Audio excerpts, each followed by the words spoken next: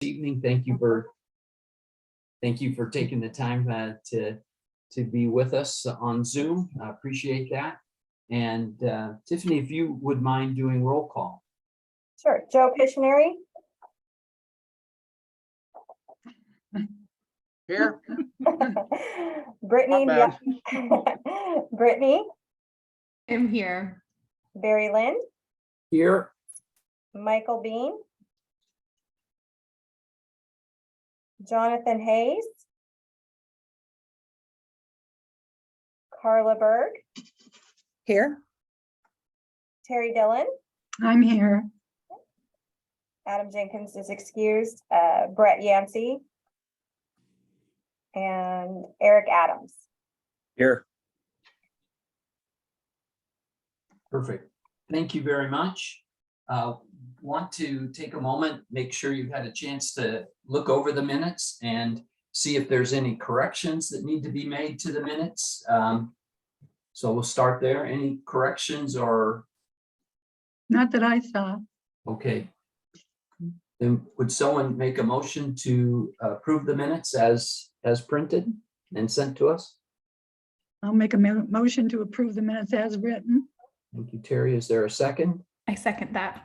Thank you, Brittany. All in favor, just a simple raising of your hand would be great. Thank you. Minutes passed, and that's wonderful. Want to move on then to business from the audience. Of course, there's just a little script for me to read that I want to take a moment to read, just to be helpful to anyone that may be participating tonight from the audience. As a reminder, the meeting is being recorded. The committee will listen to your comments, but will not respond to public comment until committee response. Portion of the meeting agenda, until that portion of the meeting agenda. Meeting minutes will be taken by staff and forwarded to City Council, City Manager, and members of the public can always send written testimony to the committee or City Council. As we begin our meeting tonight, I'd like to ask members of the audience to please keep yourself on mute until you are called to provide public testimony. Public testimony will allow speakers 2 minutes each for a total of 20 minutes. If you're joining us online with a tablet, smartphone, or computer and wish to speak either of those times, please use the raise hand feature to make the request. You will be called on when it's your turn to speak. Please identify your name, Springfield ward number, and the subject you would like to speak about.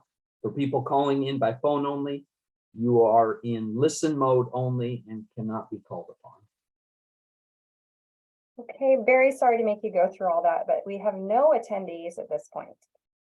Well, it's good practice for me to read. Well, I that, thought so- maybe somebody might jump on and say, Yeah. Yeah, it gave them an extra minute or two, but there's so no public comment. yeah. Okay. Then no, we don't need to respond to that. And we can move right into business from the Springfield Police Department. Chief. Well, good evening, everybody. It's good to see you again. I apologize for not being here last meeting, but I was out of town on vacation with my wife. So I guess I won't really apologize for that, but I had a great time. Good job. A few things.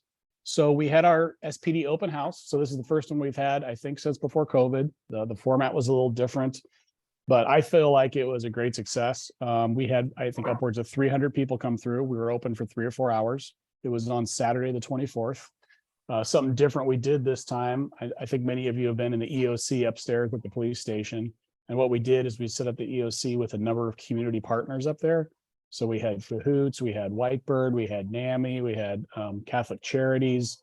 I think there was 8 or 9 different organizations that set up booths upstairs. And so when people came in, we directed them up there so they could walk around and talk and learn from those folks.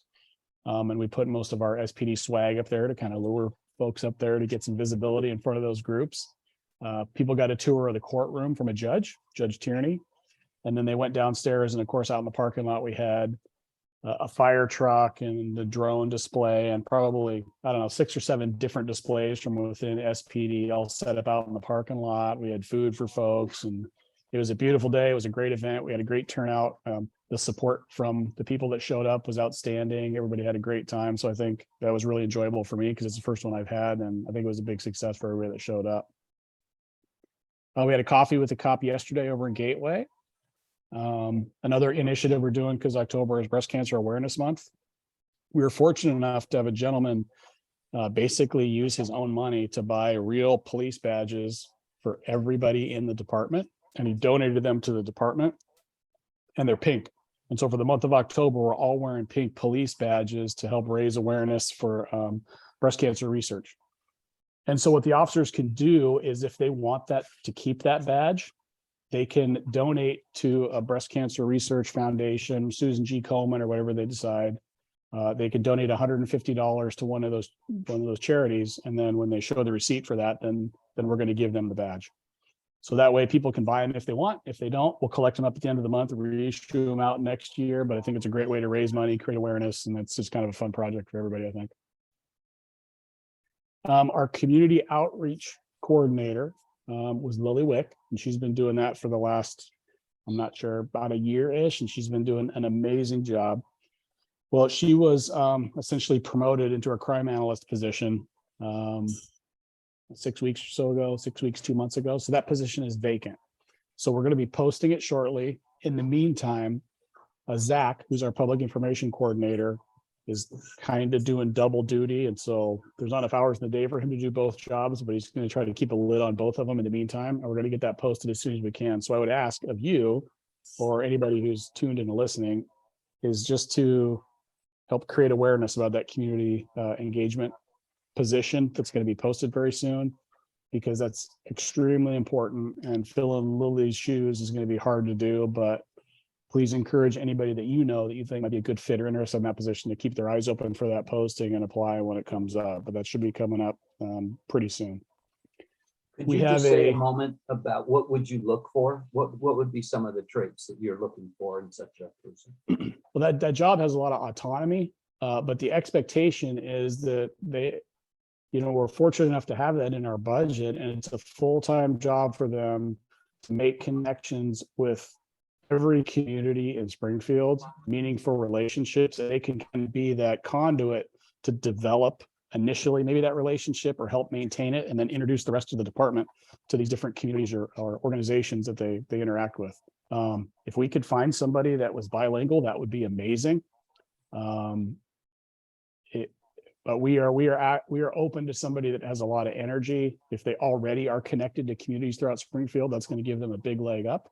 So that's what we'd like to see right out of the gate. But we'll see who applies for it and go from there. All right, thank you. You bet.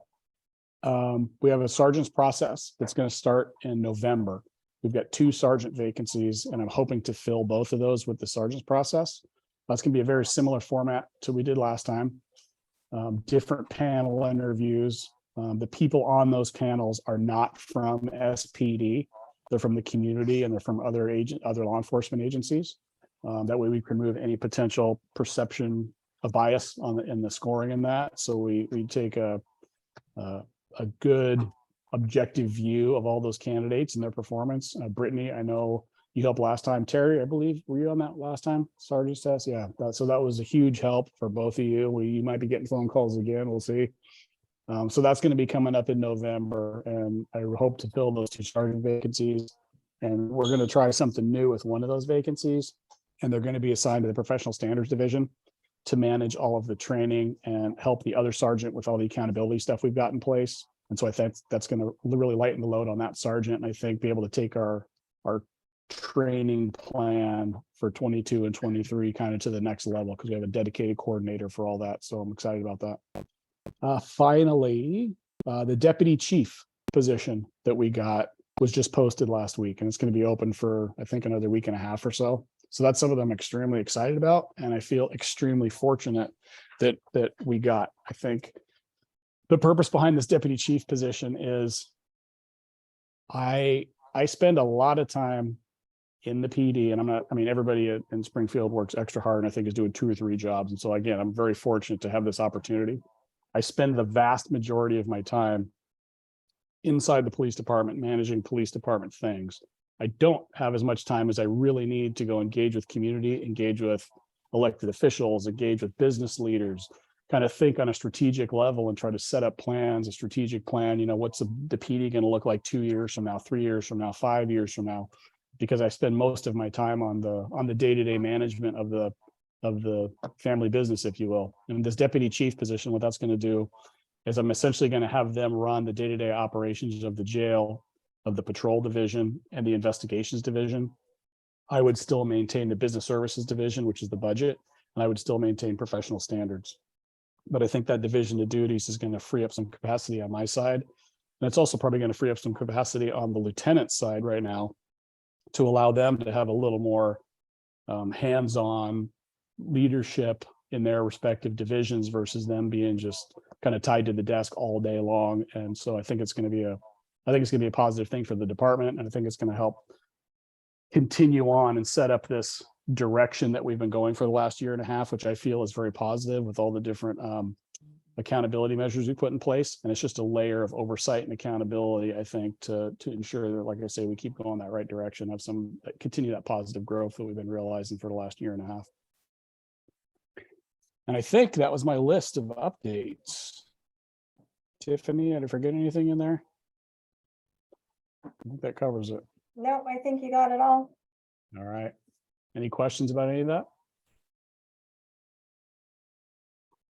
No questions? Just a quick comment. I just have to comment, that's pretty amazing of that citizen to donate those badges. And I know for a fact those badges are not cheap. And it's not like just uniformed officers have badges. It's everybody that is sworn has those badges. So that's pretty amazing for a person, a citizen, to step up and do that for our agency. And I think it's awesome that you hold them in ransom from the officers. So if they want one, they can pay. So that's totally cool too. I really enjoy that. And I heard a lot of great feedback from the open house chief. It was from different members, lots of feedback, a lot of good comments, and a lot of people that learned a lot, more so than they ever thought they could from an open house. It wasn't just like, you know, snow cones and popcorn. So that was really good, and I appreciate you doing that. It was a good move, and I support. I got to tell you, I was quite skeptical in regards to the deputy chief position, but I think the more I learn about it and the more you explain, is that I am more in support of it, and that I look forward to seeing how that pans out. I think the way you put it makes a lot of sense to me, and I support that. So Thank you. I appreciate that. mm-hmm. Eric. I just wanted to relay, William Lane was supposed to be at the open house, but due to an unexpected illness, we had to pull out at the last minute. So we were really sorry to not be there, but hope to have that opportunity in the future, and really happy to hear that it went well. Obviously appreciate the partnership, and also, I guess, wanted to ask, is this the first time the department's had a deputy chief position? No, it's not the first time. So my understanding is 2 chiefs ago, they had a deputy chief position. And then when the previous chief took that role, he never filled the deputy chief position. So the deputy chief position has gone unfilled. I'm not sure how long. The previous chief was in the chair 5 years or so, something like that. But there has not been a deputy chief during this previous administration. But there was in the one before that. I'm excited for you. I can empathize with having to wear too many hats. So that's great. Congratulations. Thank you. And I had heard, Chief, that Eric from Willamette Lane has volunteered for the dunk tank for next year because they didn't show this year. And so I think that's great. I appreciate that, Eric, a ton. Looking forward to that. So I actually thought it was whipped cream pies, Joe, but I'll take the dunk tank. That sounds much better. Thank you. Well, we're going to make every effort, because I think we got an invite to a Willamette Lane Halloween event or 2. So we're going to try to we'll try to be at your events, but you get a free pass this year on the open house, but we'll see you next year. Excellent. And Chief, just one more thing. Were you going to touch on the levy? Because we included the city's pamphlet. in the agenda packet. You're muted, Chief. Thanks for bringing that up, Tiff. So, yeah, of course, the levy is going to be coming up during the election in November. Zach has scheduled a number of appearances around town over the next several weeks. We're going to be presenting on the levy. So if you have that flyer, that's what's basically going to be presented. We've got a PowerPoint that we're going to show that basically covers what's in that flyer. So I wanted to give you a heads up that we're going to be around town presenting the facts on that. Now, from our position as a police department and public officials, we can't advocate for people to vote for or against anything. We're just going to be sharing the facts of what the levy pays for. And then there might be some other folks that are going around trying to sway people to vote for or against it. But our job is to just go out and share the facts with the folks of Springfield. Good. If there's no other questions, Chief, we can move on to business from the committee. First on the agenda is chair and vice chair nominations and elections. And it's always kind of a funny thing how this works, I think. I'd ideally love to, if there's someone that has an interest or a willingness to do it, a passion to lead, that that we really strongly consider that person as a team. I want to just say that my time on this committee, my term ends in May, so it doesn't really make sense for me to stay on and then change partway through as chair. So I'm more than willing to step aside and let someone else come in. Joe, you've got your hand raised. Yes, thank you. So it says chair and vice chair. So we, if I'm understanding you correctly, we go with the current and are just replacing you as the chair, or is that still, who is the vice chair? Terry's the vice chair. Okay. So I think it's both. Tiffany can correct Okay. me if I'm wrong, but I think, and Tiffany, that would start next month, correct? Yeah, so according to the bylaws, we were supposed to do it at the September meeting. It doesn't really, and this, I'm new to this, and some of you that have been on it longer, maybe Terry knows, does the vice chair generally take over as the chair? They have in the past, not every time though. Okay, so do they normally just elect both positions? Yeah, I thought it was a 2-year position. It Yes, seemed and- like, And according to my roster, both of them are up in December. Of this year, Tiffany? Yes, So have I yeah, been vice chair for 2 years? let me double check. I have the. I don't think so. mm-mm, I No. just became vice chair. correct. Well, maybe the date on this is wrong then. Well, that would be great. Yeah, Yeah, it says. Yeah, it says vice chair August 21 to December of 22. And chair February of 21 to December of 22. I don't think I was, I think the date's wrong. I don't think it Yeah. was, I don't think Yeah, I I've been agree with there. you.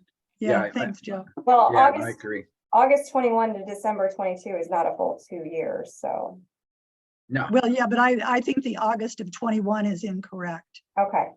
It's more like August of, well, I've only been on it for like 6 months, maybe. right. Oh, okay. Well then, let me see. Hey, So, Terry, I don't know exactly how long. I think you and I've been together as chair, vice chair, I think, unless, was I ahead of, I can't even remember. You were myself. ahead of me. Yeah, Barry, Okay, you were because on. I know I've been on for more. Yeah. I'm certain I've been on for over, I don't know even know how Yeah, long. you've been on longer than I have. Okay, Right. so would we just be then, this is where I need some help, Tiffany. Are we then just trying to nominate a chair starting? So I would go through December and then And then to the in the new new chair year. would start in the new year.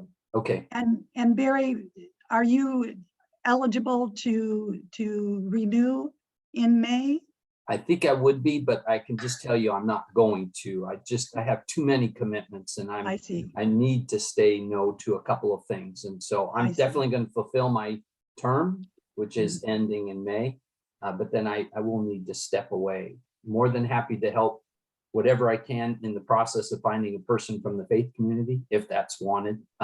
Yes, definitely, Yeah. I'll do whatever I can to help for sure. initiate the next step, but just in my own personal life, it will really be helpful for me to, we've got so many things going on in my own life and our I see, church yeah. that I need to, Understand that.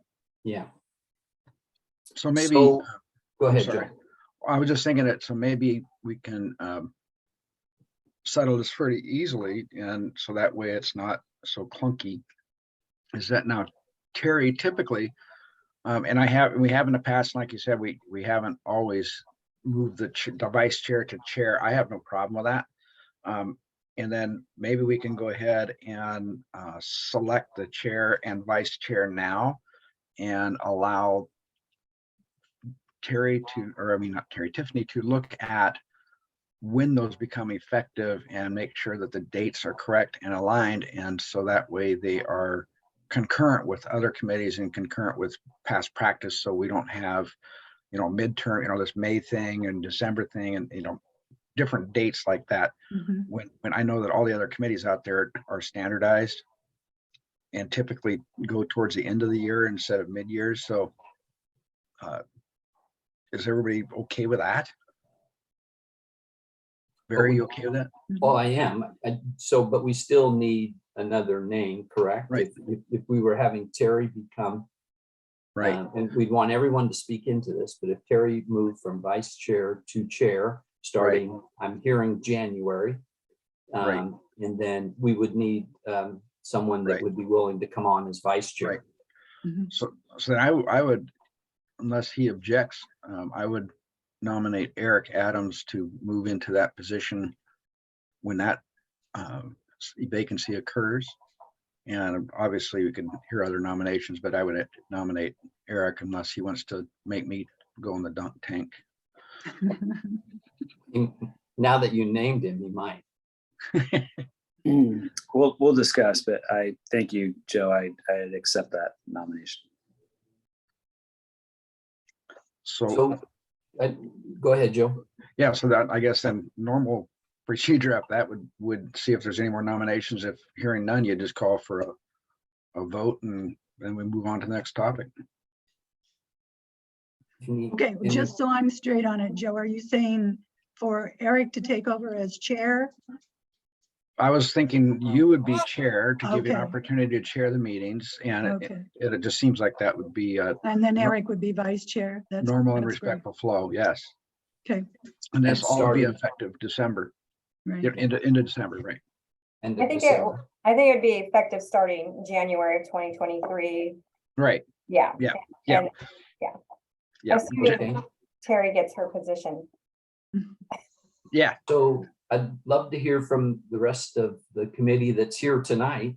We are missing several people, but the rest of the committee that's here tonight, would you be, are you in favor of Terry stepping in the new year as chair and Eric moving into the role as vice chair? Okay, thumbs up there. Carla, you, yeah, okay. Joe, you made the nomination, so I assume you're okay. And Eric said yes. And Terry, you're acceptable with that coming into the Yes. chair and having Eric with you in that way? Yes. so I think we need to call for a formal vote. Yep, thank you. Okay, So, Joe, you make the motion since you're the one that put it forth, please. I'd like to make a motion to nominate Terry Dillon as the chair beginning January of 2023 and Eric Adams as vice chair beginning January 2023 as well. Would there be a second to that? Second that. Thank you, Brittany. Mhm. And then all in favor, raise your hand, please. And I think we are unanimous on that. Thank you, everyone. Thank you, Terry. Thank you. Thank you, Eric. Appreciate both of Thank your you, guys. willingness to step into those roles. Wonderful. Yeah, thanks, Eric. Okay, SPAT goals. feels like we've had this on our agenda for 8 months. And I apologize for missing the last meeting. I've read through the minutes. There were a couple of us that missed last month, and that's just how it was. And we were trying to move forward, but we began to realize maybe we're overstepping in some of our goals, are my understanding, overstepping our boundaries. And so Mary Bridget, I believe, came in and shared with the group.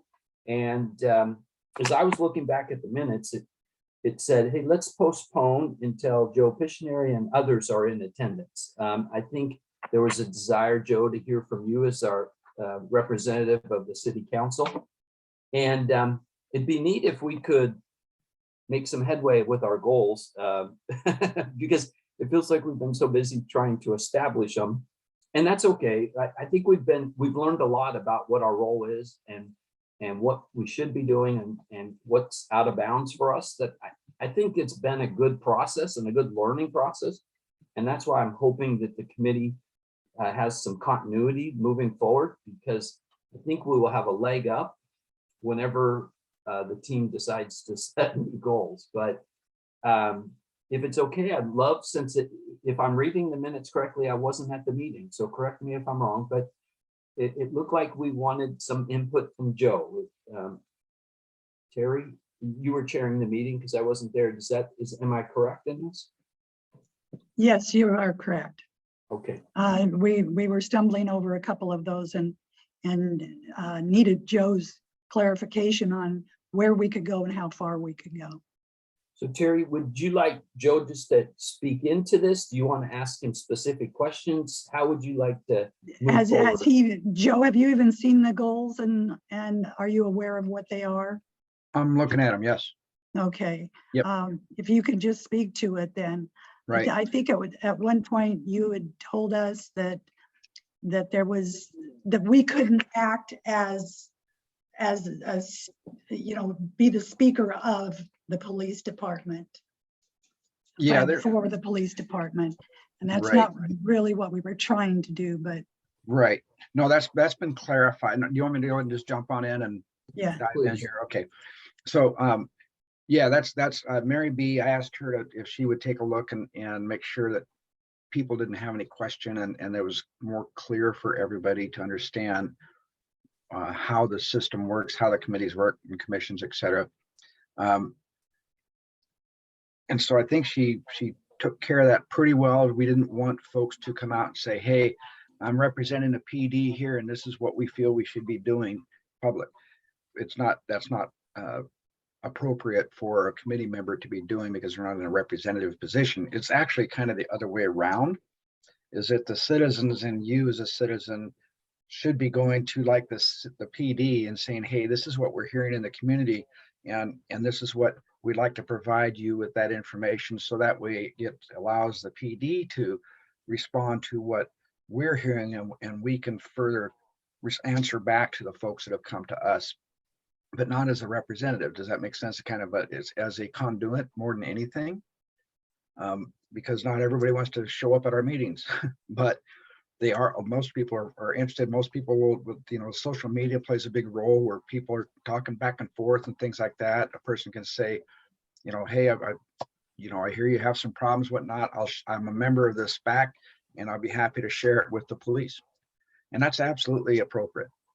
In fact, when we were meeting in person, at the end of each meeting, we would do like a neighborhood report. What are you hearing in your neighborhood? And the chief is sitting there, support staff are sitting there, and they're making notations and they're trying to bridge those gaps. It could be that there's a specific type of criminal activity that they hear about in their neighborhood. The chief gets the information, he can pass it down to the troops saying, hey, if you got some extra time, let's beef up some patrols in this area to see if we can't put a lid on that or get a handle on that. So that's really the lion's share of what we do here in the committee. Does that help? Yeah, I think it does. I think one of the things we found, oh, go ahead, Eric. Yeah. Go ahead and finish your thought, Barry, and then I'm happy to chime in. I think one of the reasons where this came from in my mind was I felt like we did play a really good role in being a listening to the community when there was a lot of turmoil. And I feel like that was a good role that we played. We weren't solving necessarily things, but we were listening, and I think that was helpful. That's my sense. Maybe that's an overstatement. I think that was a good use. And so I think from there, we were really wrestling with how do we continue to be an asset to our community and to the Springfield Police Department. So that's just going back the history of where I think some of this started to come from. Eric, and then Brittany, please. Yeah, I agree with you, Barry, on that point. And I think certainly when Terry and I were developing the draft goals, and we had just recently reviewed the results from the community survey, which I think was maybe 4 months ago. I think Joe, what you described is generally what we had in mind, and just sort of being that conduit for the community in light of the fact, or maybe assumption, that certain portions of the community may not be comfortable or feel willing to come directly to the police department with comments or feedback on their experience or what they were observing. So I don't know that we had any intention of being sort of a mouthpiece or trying to establish any type of policy direction or an alternative response to what the police department is wanting to put forward to the community as it does its job. So that being said, I guess it would be good to revisit the four draft goals and make sure that we all have that shared understanding. I know that, speaking just from my role in Willamette, I mean, something is seemingly approachable and straightforward as Parks and Recreation. We are even struggling with how to conduct outreach and be approachable and feel like a comfortable space, safe space for certain portions of our community, which is has been surprising to us. It's been really a revelation, but a good one to have and understand that we need to step into those spaces with an open mind and open eyes and good intentions, and really let them lead and guide what that means of interaction is going to be. So I think the committee, as a citizen-based committee, has perhaps, and it may be a greater initial opportunity, to get off on the right foot, and that's really what we were trying to accomplish. Brittany. Yeah, thanks, Eric. You encapsulated a lot of what I was thinking of saying too. But one thing I was going to suggest is maybe we can share screen with the goals again and look, and like I know some folks probably have them pulled up like I do, but we can actually tangibly look at them and kind of make some final decisions there, because I think what Eric is saying is spot on, and what you all have said, that like Mary Bridget's presentation was really helpful. I went back and watched the recording too, and and really it would be really, I think, helpful to be able to collaborate with SPD on being able to do public outreach, so we can like really focus on getting the feedback back to SPD from the community. Chief, do you have thoughts on this as well? I want to make sure we include you in this discussion. Yeah, absolutely. I mean, I think Joe brought up some great points about the extent to which you should take on. I mean, there's been a lot of, really ambitious talk since I came on about a year ago about the role of this committee, and that's all awesome. I love to hear it.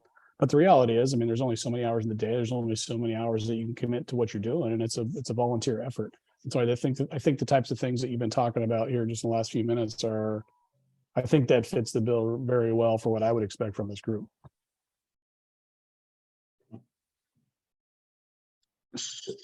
Tiffany, would we be able to bring the goal? Are you able to bring the goals up as a split screen? Yeah, I'm just getting it up Thank right you. now. Hold I on. appreciate you doing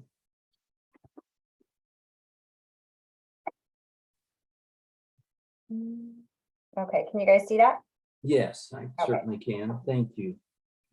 So with input from everyone, please. Joe, would you just kind of take us through Sure. and maybe give your thoughts or suggestions, and let's get input from the rest of the team on, does that sound right? Does that sound what we want? And can we move towards setting some goals here? Sure. Thank I think I can just provide from my perspective and from council perspective as far as how things typically are, what we look at and try to maximize efforts as opposed to getting so focused or finite that you're missing part of the issues here. So in regards to like goal number one, I think building awareness and outreach between the community and SPD should have a period there. And it's because that in itself is something that the EPD, or I mean, I'm sorry, SPD needs to do. And it means all members of our community, every single member, not necessarily specific portions of the community. I think everybody in the community needs to be concentrated on, which means that the BIPOC and LGBTQ plus communities and other historically minoritized communities will be part of that group. And I think that when there's part of that outreach and focusing with the community is that when the SPD sees an opportunity to put effort and more time into those specific groups, then that should be seized upon as well. But I don't want to forget about the whole community. I think right now that the community as a whole, the city as a whole, needs to heal and we need to work on outreach to bring the larger group in. So I think that's what typically the council would say is that, hey, we don't want to exclude anybody. We include everybody, but I don't think we want to, at least maybe it's the wording, I don't know. But we don't want to exclude anybody. We don't want to exclude any parts of the community, but we do want to include specific parts as well. So I think it could be potentially kind of a two-pronged approach, but maybe wordsmith is all it needs. And on number two, identify ways to engage the public. That I think that's saying the same thing as number one. It could be combined.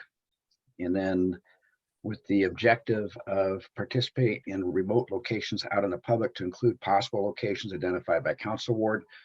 That too is kind of goes back to our earlier conversation in regards to working with the PD. And if the PD is going out into the community, that we certainly could be spending that time with the PD as community members, volunteering that time, but wherever they happen to be. And I know that the chief is trying to spread things out throughout the community in different wards. And obviously everybody on a SPAC would be totally invited to be there. Correct me if I'm wrong, chief, but anybody on the SPAC would be very welcome to show up and introduce themselves and let them know how other folks can talk to them if they're not comfortable with talking with folks in uniform. And then act as a liaison to the public for communicate with Springfield PD. We mentioned that earlier. I think we already do that. So I think we ought to continue that as a goal. I think that's a great goal to continue. And then formalize specific number of policies to review within the calendar year. And I think that's already being done. That's kind of my general feel for it. Thoughts or comments from the committee? Yes, Brittany. Yeah, again, as the cultural minority community representative, I just want to say I have really strong objections to taking out the focus on engaging BIPOC, LGBTQ, and other historically minoritized groups. I think it's really important for us to remember that different members of our community have different histories with policing. And I think that that's what the intention of specifically calling out those groups are. And I don't think saying focusing on that engagement means we're going to exclude anyone else. I think that like other people will definitely be addressed, and like the general population is always a focus. But I think in terms of the community outreach that again the community survey is recommending is specifically targeted at certain people who might have different perspectives than just the general population does. So otherwise, I think the other like recommendations are fantastic in terms of I agree we should combine 1 and 2, but I would just really emphasize that I think it's really significant to our culturally minoritized communities to be recognized in this way. It's a way of saying like, hey, you matter. We know that you maybe sometimes have had a tenuous relationship with the police, and we want to address that. It's like it's a form of outreach to even name those groups in these goals. Carla, yes. I'm going to start off by apologizing. If you guys can hear my dog, he suddenly started barking at the neighbor. And I'm out on the patio. 2 things to the first goal, and kind of what Brittany was talking about. And I hate to always bring up BPAC, but when I was on BPAC, we had some activities that we did that were for everybody. And then we did some that were pointed to certain groups, like the light giveaways that we did were specifically, we tried to target people who might not be able to afford a light for their bike. So we just I think it's appropriate to have a focus on different groups, kind of depending on the activity. So yeah, I'm not a fan of taking that out, but honoring that there are going to be places that will absolutely be more useful. And then on the 4th one, it feels short. Formalize specific number of policies to review. I wish we could add something on there, like, I know this is probably going to sound really like duh, but and review them instead of just picking a number. It seems like the sentence there just says we're going to pick a number. And the last thing is, I know that like the first meeting that I had on this committee, there was a whole bunch of conversation around this. And it seemed at the time like different people were saying different things in the same way or saying the same things in different ways. And we weren't really communicating, and it feels really nice to finally feel like we're starting to communicate all together. Thank you. I don't see everyone, so if you have your hand up and I'm not calling on you, it might be that I don't see you, so please feel free to speak up. And just FYI, I wasn't here for the last policy review, but according to what I have, these are the policies scheduled to be reviewed through June of 23. And it says in April, a subcommittee meets for future year. So that's my understanding of how that works. Right, as I recall on that one, Terry and I were appointed by the committee to just make suggestions on the ones that we would review moving forward, and I think that's part of that list.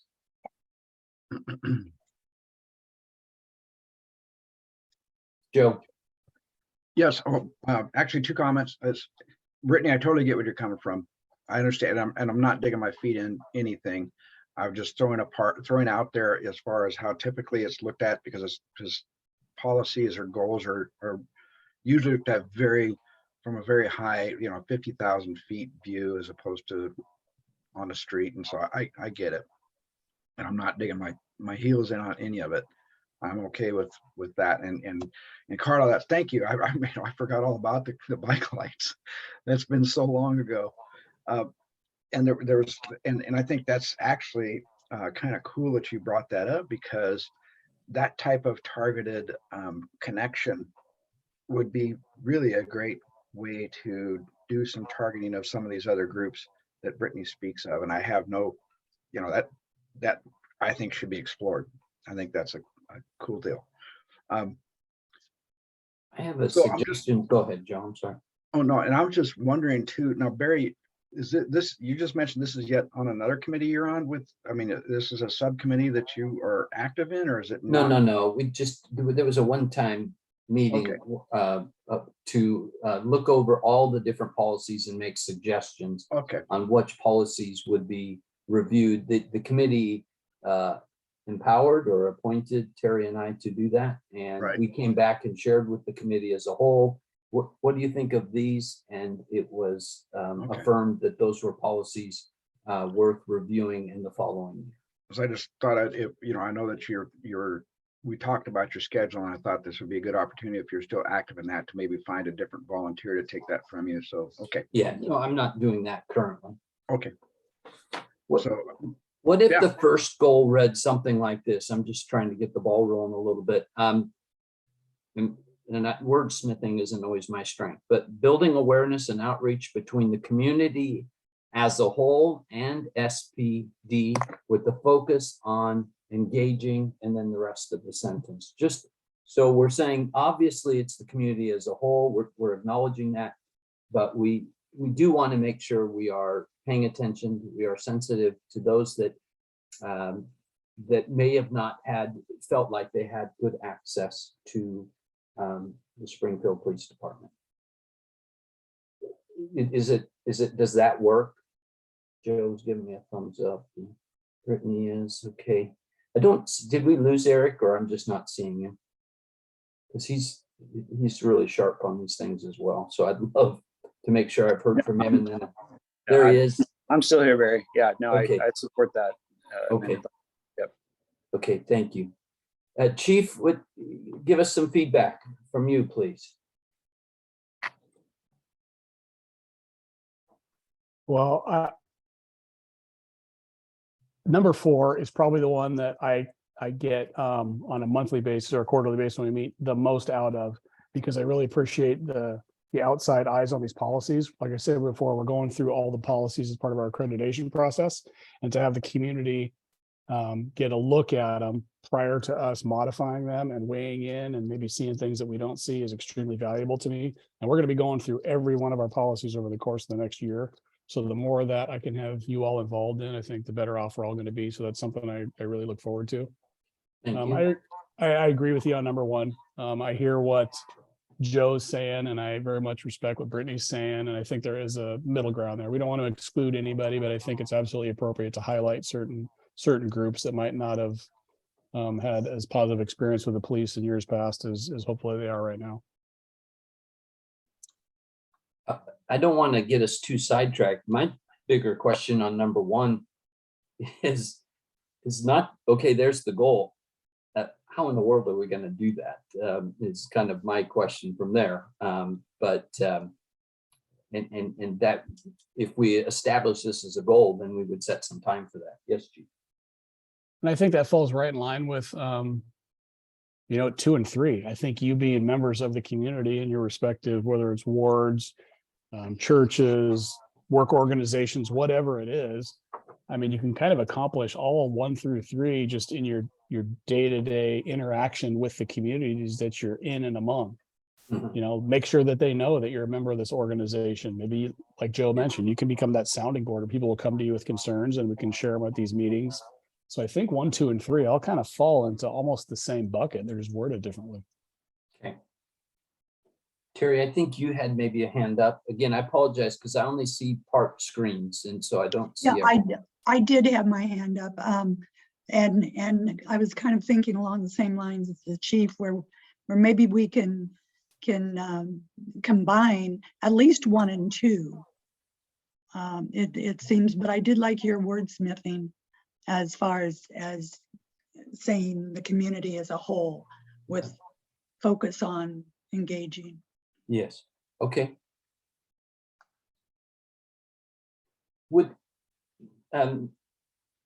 Tiffany, do you feel like you have enough of what we said to write it up and that we could approve it potentially next month? In 2 months, yes. 2 months, yes, I'm sorry. Yeah, I think so. Yeah, I think I got it all. Okay, so before we would move on though, any other words or thoughts or comments? Yes, Eric. Just a clarification. So are we deciding to combine 1 and 2, or are we retaining number 2? Perfect, thank you. I was hearing combined, but that's what I was hearing. Am I correct in that, team? I support that. Yeah, Okay. or maybe not So- even combining, but just Yes. eliminating number 2. Oh, thank you. Yes.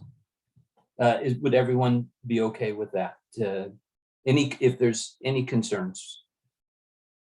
No concerns? Okay. So thank you. I think we are well on our way to having this accomplished. And then I think it'd be a great discussion for us on how do we want to specifically start fulfilling these. We are doing good with the policies. What I heard Chief say is this is one of the more important things we could do. Maybe the question 2 months down the road is, do we want to try to do more than 2 policies a month? Is there a need to do more than 2 policies a month? If that's one of the biggest ways that we can serve, then do we want to look at that as being something that instead of 2, we do 3 policies that we review? And so, Joe? Thank you, Barry. It might be, and I'll put the chief in the corner here by saying, let's hear from Andy and say, hey, we're here too, and to not hold back. If there is things that you feel we could help you with or more, then please speak up and don't hold back on that and worry about our hurt feelers or anything like that, or feeling like we're getting abused or anything. We'll just go ahead and I guess I'm pretty sure I've been a volunteer for a long time here, and I don't mind if staff needs assistance or whatever. That it's a privilege to serve as a volunteer, and I feel as though if there's things that I can be of help, that's why I am volunteering. If I can be of more help to the community, then please don't hold back. And if it's something that I personally, for example, cannot do, I'm going to say, hey, I can't do that. But if it's something I can and want to do, then that's not a lost opportunity. So if he thinks he needs more help with policies than he does with some other things that we're looking at, then let us know, and we can put a concerted effort with I mean, my goodness, the rest of us, we can put a lot of work forward with this group than what's being done, if needed. I appreciate that, Joe. And I think, not to harp on the policies, but we have a whole bunch of them, and this is a huge lift for us to go through them all in the accreditation process. And so, we're so used to looking at them, sometimes we don't even see things that are wrong with them because we're so used to seeing them. But if we have a community member look at these policies, you're going to have questions that pop up. You don't understand something, and I want these to be easily understood by the public. They'll be on our website. And so I want to write them in a way that everybody understands what the content is and they agree with what we're doing and they play a role in developing them. So maybe it's the kind of thing where we could start identifying policies kind of in order that we're looking at them and shooting those out to you to get you an eye on them before we start modifying them, and kind of have a more of a strategic way of doing that. I like that idea. I think that's great. So would that be, Chief, something that we're doing outside of the committee work meeting, I should say? Am I hearing you right in that? No, not necessarily. I mean, you have a list of policies that you've chosen to look at over the next several months, and I'm not sure how they got chosen, because some of those might be a high priority for us. We need to fix them right now, and other ones might be at the very bottom of the list because we have other things that are much more pressing. And so I'm just saying maybe we could play a role in that list of policies and the prioritization of them, so that we're all tracking the same with getting them reviewed. But I don't think it's asking much more than because right now you're reviewing 2 a month, and I think you can still do that, or even maybe a third one maybe, but I'm not asking for a bunch more time outside of work. Joe, is your hand up again? Yep. Yes. So maybe, and I'm trying not to speak out of turn, where maybe I don't want to step on any toes either, but maybe, Chief, if you looked at that list, and I know it's a list and it's not set in stone, the list. And so maybe if you looked at that list and do your prioritization on that list and resubmit it to this committee, so it is in order in which it is most advantageous to you, because there's no advantage to us what order it's in, but it can certainly mean a lot to you. So if unless, again, don't want to step on any toes, but maybe that would be beneficial, most beneficial to you, and not a negative impact to us. I can't imagine it being a negative impact to us. So how's that? I'd even go a step further, Joe, and I would say, if there's something that's not on the list that you would like to be on the list, that you put it on the list. I think Terry and I were going through, we didn't really, so that's probably our bad. We should have checked in with you first. We went through and just were looking at ones that we thought would be of interest to the community and to us. But if you see policies that you're really wanting some feedback on, in my mind, I would think it's completely appropriate for you to send out 3 different policies each month that we're looking at and approving. Terry, or giving Yeah. feedback, not approving. Yeah, I was going to say that same thing. What's most important is that we are working with the police department.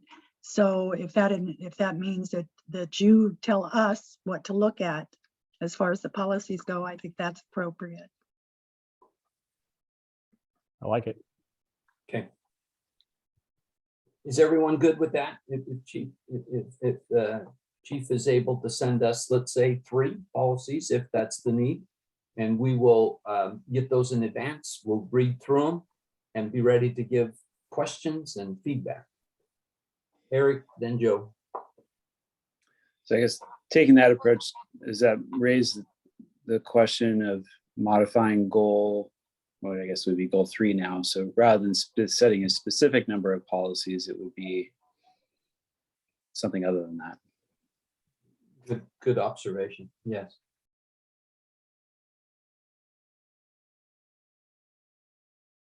Joe? We could maybe just, and that's good point, Eric. We could maybe just write as review policies as recommended by the police department. Yep. And because that's, I mean, it's the same thing, and we're going to be reviewing them, and they're not going to run out of policies anytime soon.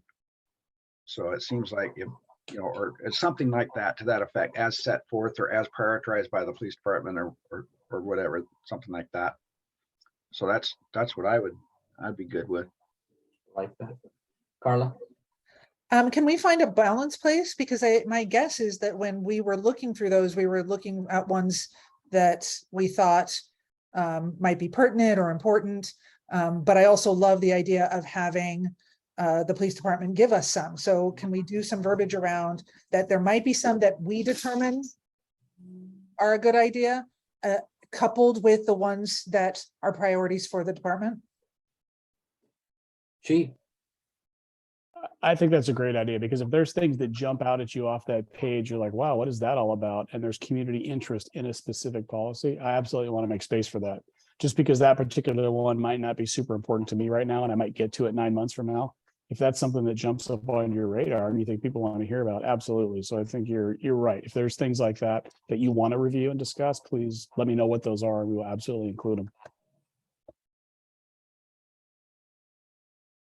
So my understanding then, Chief, is that you could, and anyone could look through all the policies. There's a whole bunch. But at least Terry and I had selected ones that we thought would be of interest. And so we certainly can go from that list, but we are not, as a committee, opposed to any one policy that you would add to or bring to that's not on that list. And I think we're then doing both.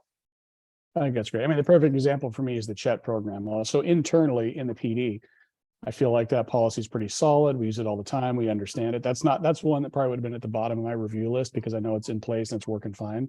But from the community perspective, they're curious about it. They want to know more about it. And so that's why we're talking about it. So that's the perfect example of the mix of the two. Yeah, that was my thinking too. Okay, are we good on all of this? Okay, then let's move to a couple of the policies that we wanted to give any feedback, ask questions about. And we're beginning with domestic violence, child abuse, elder abuse. And Chief, do you want to take us through this? I see another name associated with that, but Joe, you see your hand back up?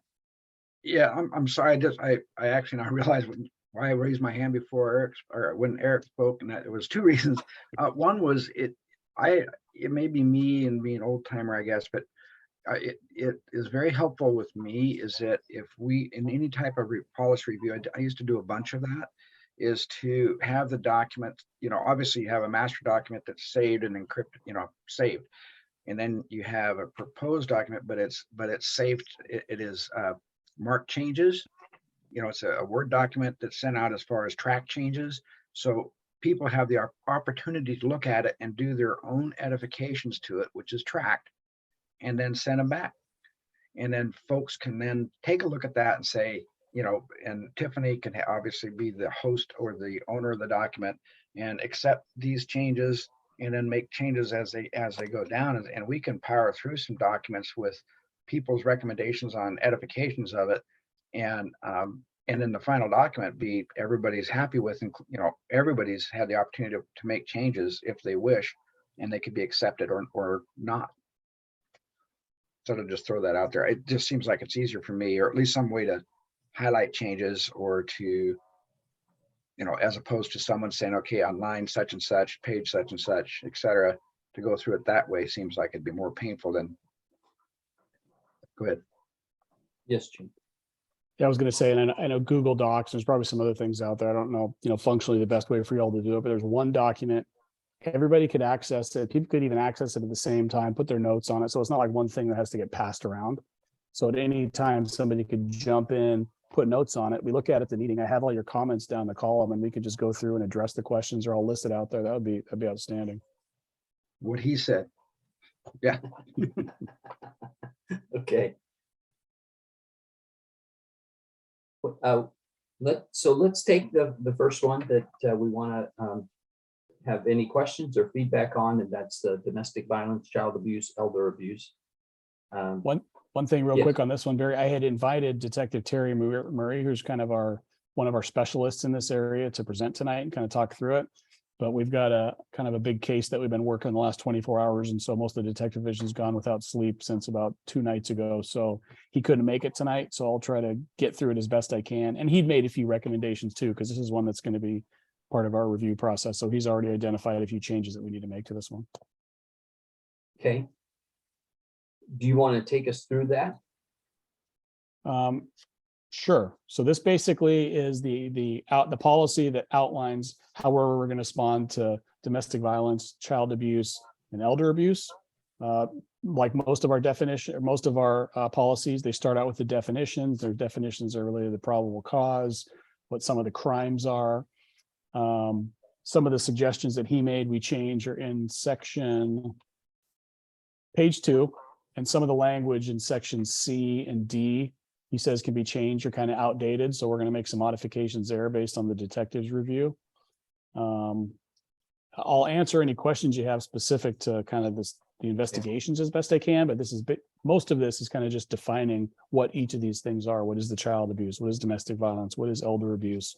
And yeah, Okay. so that's, yeah, I'd be happy to answer any questions that you've got about it, but there's mandatory reporting, mandatory notifications of, human services or senior and disabled services if we take these kinds of reports, mandatory arrest in domestic violence situations, and it outlines all of that. Yes. As you've glanced through it, committee, is there thoughts, questions, or comments that anyone has?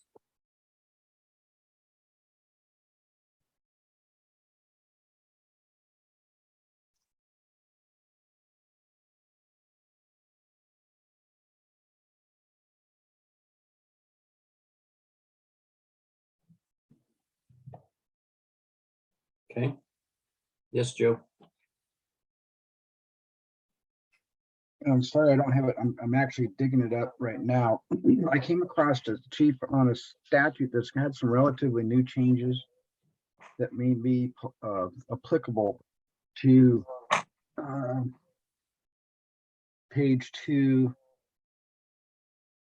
under E, under abuse of a child means, and under E. Okay. There is, dang it, I just reading through that today.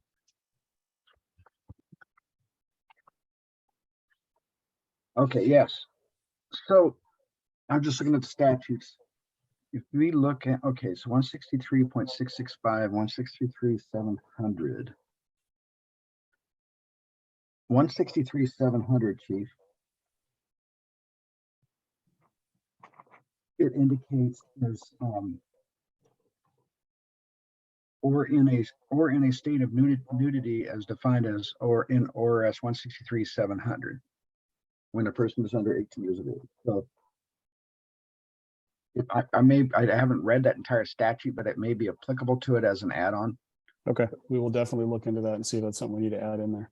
Yeah, it's because it starts off that whole 163, 665 statute starts off with the sexting issue and the sexual exploitation, but that 163, 700, I think was a afterthought with the legislature. I'm not sure exactly what the history is of that, but it came up in my reading today.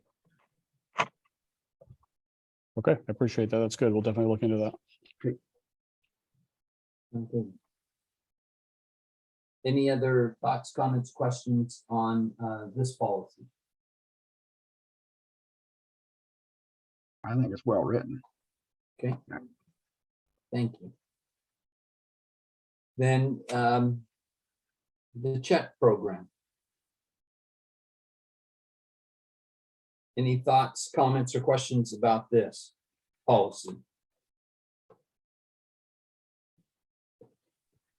Out of curiosity, do we know, this was printed in January 2 years ago.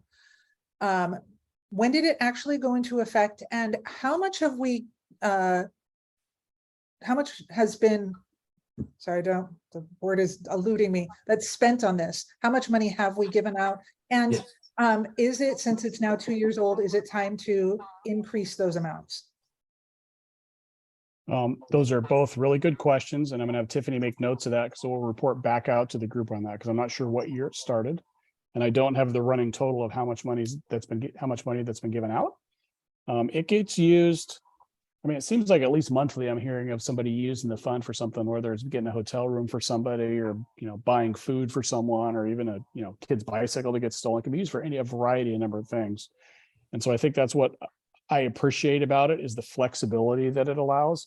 If an officer basically notifies the watch commander, like, we need to do something to help these folks out, this is the fund that we typically go to. And it's interesting because sometimes when we use this, we will highlight it somehow on our social media, and then that generates more donations to the fund. People in Springfield really appreciate this and donate to it on a pretty regular basis. And so I think it's been going on for a lot of years. It's been around for a really long time.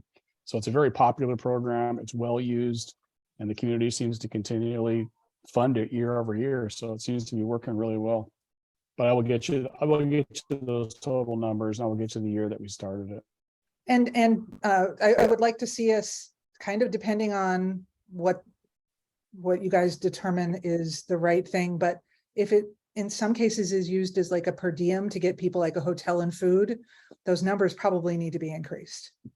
Yeah, we could do that. The reality is, lieutenants can approve it up to $500. And if somebody calls the police chief anytime during the day, say, hey, here's what we got, we need X, I can approve it. So we can raise those amounts. But it's typically, if something goes over that $200 amount, it's just a matter of a phone call. We approve it 99% of the time anyway. Okay. And Brittany, FYI, oh, just real quick, it started in December of 2015. Wow, good. Thank Excellent. you. Brittany. That's awesome. Yeah, no, first of all, I just want to say this is such a cool program, and it was really, really cool to just read this policy to get a feel for it. It's so important to our community. I was curious though, so to talk a little bit more about the kind of criteria process, and hearing you talk about it a little bit right now, Chief Scherer, it sounds like it's just up to the discretion of the officers to kind of nominate people or identify folks, and then from there it gets approved, and then they just access the funds. Correct. Awesome. Okay. And is there ways I'm trying to think of ways to like help us ensure that it's equitably distributed like around the community, in terms, and maybe getting some of the data that Carla was suggesting will kind of help there. Because yeah, I'm just wondering if there's ways like to think about that more. I don't have anything concrete to offer right now, but that was just one of my initial thoughts. I appreciate that. I mean, it's not like the challenge with, I hear what you're saying. It's not like a grant. It's not where somebody really, it's not designed for people to call up the PD and say, hey, can I have $200? Exactly. Because it would disappear pretty quickly if people were calling up making requests all the time. So it's going to kind of be at the discretion of the officers. But I hear what you're saying. How do we determine, what we use it on, what we don't use it on, who we use it on, who we don't use it on. And so that's something we need to be extremely aware of. So I appreciate that. Thanks. Are we collecting that data when we give that money out? I'm gonna have to see what data we collect on it. I mean, I don't think we're necessarily collecting, demographic data on who got it, but there is documentation of, when and how much and what for. So I'll have to go back and look at that. Great questions. Thank you. Anyone else? Comments, questions, thoughts?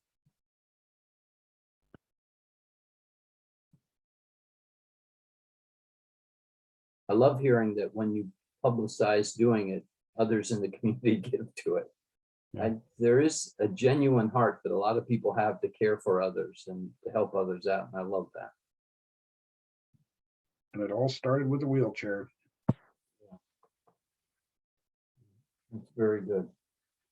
That's one of the reasons why I wanted us to just be reminded of it, because as we're trying to lift up Springfield Police Department, this is one of the things that's really cool and can be easily overlooked. And so I like celebrating those things in the midst of trying to tackle on some of the challenges, but the heart to really help people who are finding themselves in a difficult situation is a good thing. Other thoughts or comments on that policy? Great. So again, when we meet in 2 months, Chief, my understanding is this committee is giving you authority to send us 2 or 3 policies that are high on your priority list. You might look at some of the ones that we had already identified, but we will look forward to giving some thoughts and comments and reviewing any policies you send our way. Yeah, we will have Tiffany shoot an email out to the group sometime in the next week or so with 2 or 3 policies attached and the answers to the questions that you asked tonight. So we'll get that all in one message out to you shortly. Thank you. Okay, let's take some time.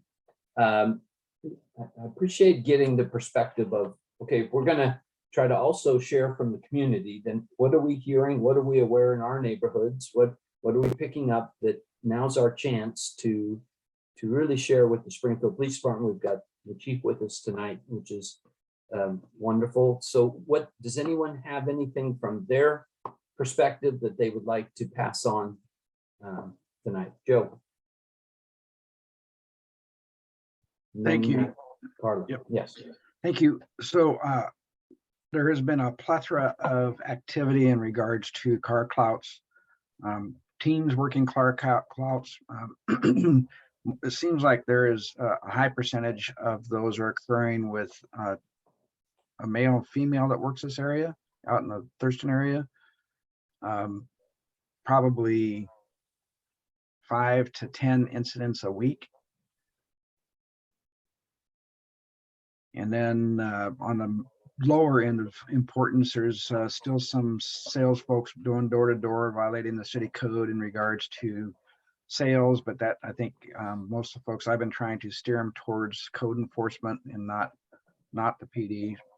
That's more of a code enforcement issue and violation of some business codes or restrictions.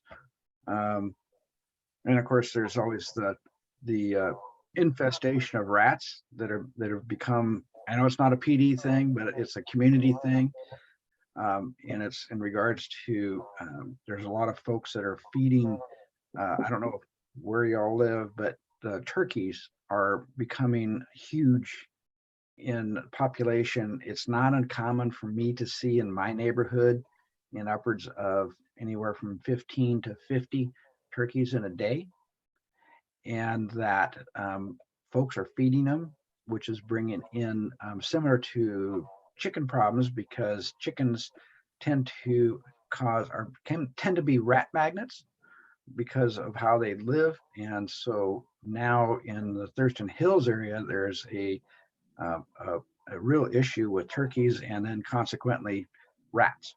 And so it's terrible, but I think, as a city, we're looking at that as a council, and with the city attorney, we're working at codification of prohibiting the feeding of wildlife, game animals within the city, just to help put a curb on that, and also looking at potentially curbing the raising of chickens, because that is a huge issue. Eugene codified that in 2018, so it's actually kind of odd that they're ahead of the curve compared to us when it comes to trying to figure out what to do with some problems. So I know it's not police stuff, but I know that there's community members here that may get some of that. But as far as social media is very important, I hope, and I think there's some folks from the PD, well, I know there's some folks from the PD that have that watch social media when it comes to the Thurston area. There's 3 major groups with 4,000 plus members each. So it's big groups. So Could you by chance, send us those groups? Because that's the kind of thing that our public information coordinator who monitors comments on social media, we need to Right. make sure that he's following these specific groups, not Right. just following our page, but he's tied into some of these Right. neighborhood groups. yeah, these 3 groups I'm a member of is about 4,000 strong each. So it's a big reach. Thank We had you a for your time. Yeah. We had a bunch of turkeys walking through the police station parking lot last week, by the way. You see how bad it is? Now you tell Tiffany, don't you dare feed them. No feeding, Tiffany. Okay. Carla. The chief can tell you what I wanted to do to them. At the risk of sounding unpopular, I happen to like all the wildlife. Not the rats so much, but the rest of them. But that's not why I raised my hand. I'm on South 32nd. And while my security system is all interior, I've talked to some of my neighbors who have exterior cameras, like the Ring doorbells and some that point out their windows. And some of my neighbors have told me that they're getting lots of like lurkers in the neighborhood where they come up, they see them on camera, like coming up to doors and windows, they leave. I'm going to assume because they saw a camera or a security system. There hasn't been any crime yet, but they're seeing lots of people approach homes in the middle of the night. So I just wanted to throw that out there. Brittany. Thanks. Yeah, this is in a slightly different vein to what others have been discussing, but and I know this came up at the last meeting that I wasn't at, but I've continued to hear a lot of community concerns about SPD's involvement in the Roe v. Wade protests that happened over in Eugene. And I did watch your presentation to council on the 6th of September, Chief Shearer, and I appreciated you addressing it there. And I think if I'm recalling correctly from that meeting, you are doing some kind of internal review of that. Is that correct? Are you able to give us an update on that at all, just so it's kind of out here in a more public forum? Yeah, for sure. The internal, so there were the typical layers of review that would happen anytime there's any kind of use of force. Sergeant reviews everything, looks at all the body cam footage, lieutenant reviews everything, watches all the body cam footage, writes up an assessment, so that the typical internal review that happens all the time occurred. But I also had internal affairs do a separate investigation, reviewing all those documents, attempting to do some interviews of folks, and that investigation is about complete. Also, I think there's some criminal charges pending that came out of that protest as well. So that's going to play into when and how we can release information, because the DA is involved there. But yeah, as far as that internal affairs investigation, that's getting close to being completed. Awesome, thanks. I appreciate it. My comment would be, and I can only imagine how overwhelmed you would be with this one, but our church is right across the street from Page Elementary. And so we help with crossing. Our volunteers help with crossing students across Hayden Bridge. And they've reported to me that cars are going way over 20, and they will run through lights, and they're literally concerned about the well-being and safety of the students that crossed. And I said, well, okay, thank you. I'll mention it in this forum. If I think in the past I've seen police officers sitting somewhere close by. That reminder and that presence, I'm sure, is important, not just at Page, and I don't know how you could be everywhere, but when I have our volunteers speaking of their concern about not only the kids' safety, but they're hesitant to even get out there with a sign, because it's like people realize they don't have any authority or something. I have no idea, but it's troubling, and we just want to see these kids crossing the street safely. No, that's exactly the kind of thing that when I hear a location, a time of day, that's the kind of thing where we can take some very direct action, because we can send our motorcycles out to do a high visibility patrol and awareness campaign, even write tickets if necessary. And we can target specific areas where we're getting complaints from the community. So that's exactly the kind of thing that we can take direct action on. And we've also got, the digital sign reader that we can put up that shows people how fast they're going, that could be deployed in different places around town to create awareness too. So yeah, that's exactly the kind of information that we can use, and I appreciate. And I think the feedback for me is the morning time has been more tricky, but Okay. yeah, and it's even a running of red lights. So, yeah. Joe, And like in the community survey, traffic safety was one of the highest priorities of people all over the city is Yes. improving traffic safety. Joe, did you have your hand back up? Yeah, I did. Sorry. A lot of talk time today. So in case, and Chief, maybe in maybe it wasn't mentioned, but there's an event coming on the 10th at the EOC in regards to a recognition to some citizens for Oh, yeah. that these folks may want to know. And anytime we have a citizen recognition to get that out there, and this would be a great little forum to that, because of course everybody here is connected in the community and can let others know. Yeah, I'm glad you brought that up. Zach sent out I think a public, like an announcement the other day about I think it's next Monday. If I can't remember the exact time, but it's Monday, but we'll get that to you. So what we're going to do is we're going to recognize a couple that basically intervened in an attempted kidnapping that happened back in June. This was I mean, as horrible as it sounds and as rare as this really is, this was a legitimate stranger attempted kidnapping of a child off the street. And the thing that prevented it was this couple that something just didn't look quite right. They saw a girl walking down the street. They saw this car that was behaving weirdly. They kind of watched it for a second. They started to turn around. And when they turned around, this car had pulled to the curb. The guy jumped out, tried to grab this little girl and pull her into the car. And by this couple turning their car around, it distracted this guy, and he let her go, jumped in his car and took off. They actually pursued this person, called 911. The guy tried to get away. They kept with it for a long time, long enough to get a great description to where the police could catch up. And ultimately the person immediately pulled over and took their own life. But the subsequent investigation revealed that this couple did something extremely heroic, and this probably would have had a far, far worse outcome than it did had these folks not taken the action that they did. So we're going to be recognizing them next week for what they did, because it was huge. Yeah. That's at 2:00 on Monday. And Oh, go ahead, Joe. I'm sorry. no, actually, I just lost my thoughts. So go ahead, Eric.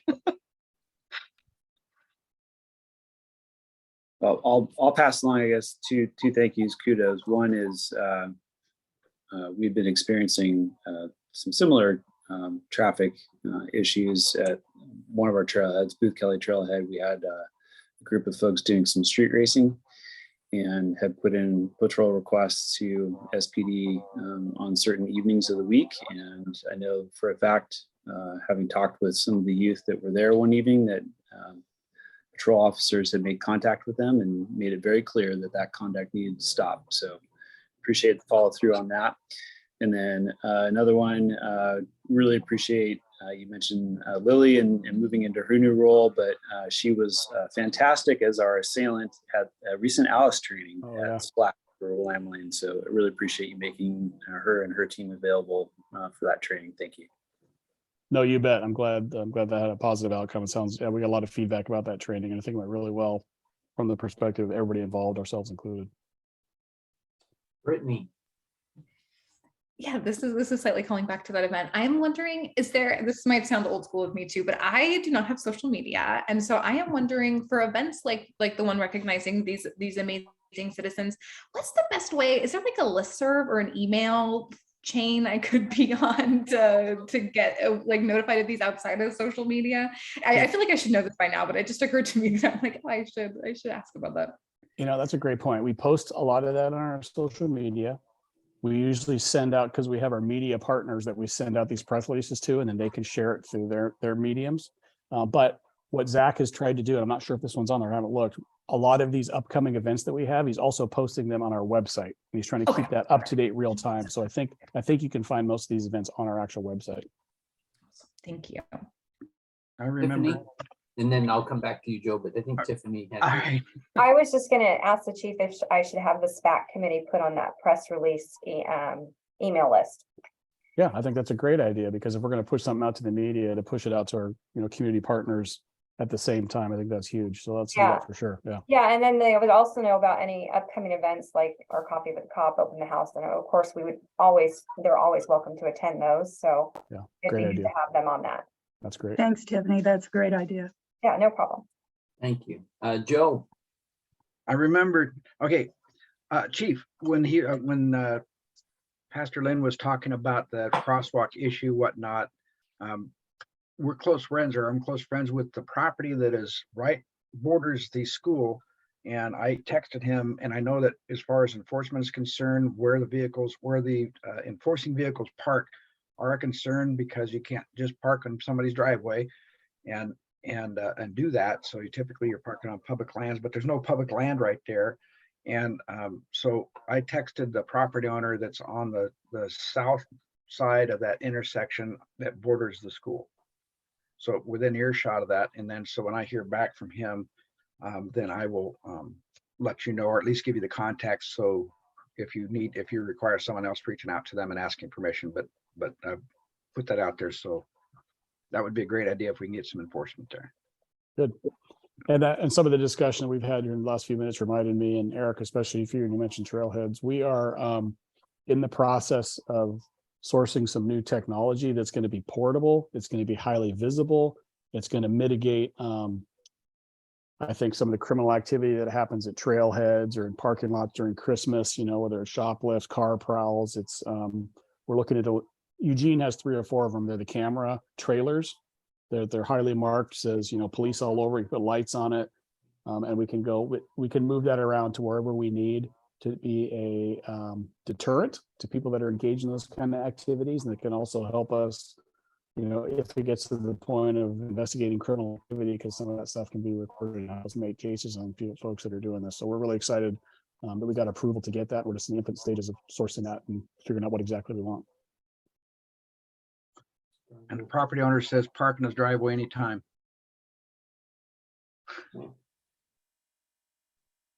you can also park in the church, but there's not easy access to the road. So, okay, any other business or comments from the committee? Wonderful. Thank you all for your time tonight, for your participation. It is 7:28 and our meeting is adjourned, and we will meet again the first Thursday in December. Thank you, everyone. Thanks, everybody. Bye all. Chief, I'm sending that address to you. Sounds good.